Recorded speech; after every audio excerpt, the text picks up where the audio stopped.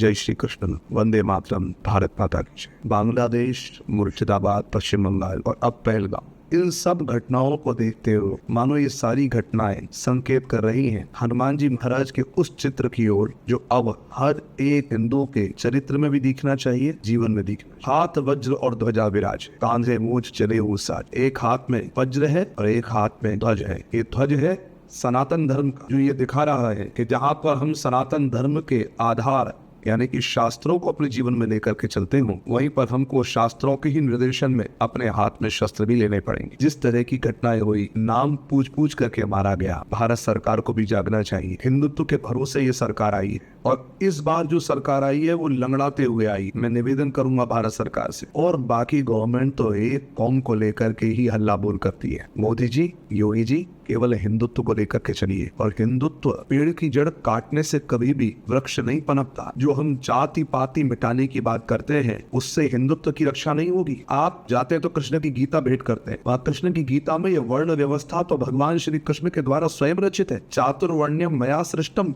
ये वर्ण और जाति में कोई अंतर है नहीं। जब तक गुरुकुल शिक्षा पद्धति पुनः स्थापित नहीं होगी, शिक्षा और संस्कार नहीं आएंगे, और जब तक शिक्षा और संस्कार नहीं आएंगे तब तक ये पता नहीं चलेगा कि कहाँ शास्त्र कहाँ शस्त्र का उपयोग हमें करना चाहिए। आज हर एक हिंदू को ये हमला केवल किसी जाति पर नहीं हुआ, ये हमला सनातन धर्म पर हुआ है, क्योंकि हम लोग खुद भूल गए सनातन धर्म की परंपराओं को। मैं भी एक हिंदू, और हिंदुस्तान में रहने वाला सिख भी हिंदू है, जैन भी हिंदू है, हर एक ब्राह्मण क्षत्रिय वैश्य शूद्र सब हिंदू है। हम सबको जैसे एक माला में अनेक मोती पिरोए जाते हैं, ऐसे ही हम सबको हिंदुत्व की माला में एक साथ पिरो करके शास्त्रों का आधार लेकर के, आवश्यकता पड़ने पर शस्त्रों का भी आधार लेकर के अपनी और अपनों की रक्षा करनी। केवल नेताओं के द्वारा ये बोलने पर कि घोर भर्त्सना करते हैं हम इस हमले की, अब काम नहीं बनेगा। योगी जी, आपने जो कहा है उस बात के लिए अब कुछ करके दिखाइए कि जहां पर 10 हिंदू रह रहे हो और 90 मुसलमान रह रहे हो, वहां पर 10 हिंदुओं को खतरा है। लेकिन जहां पर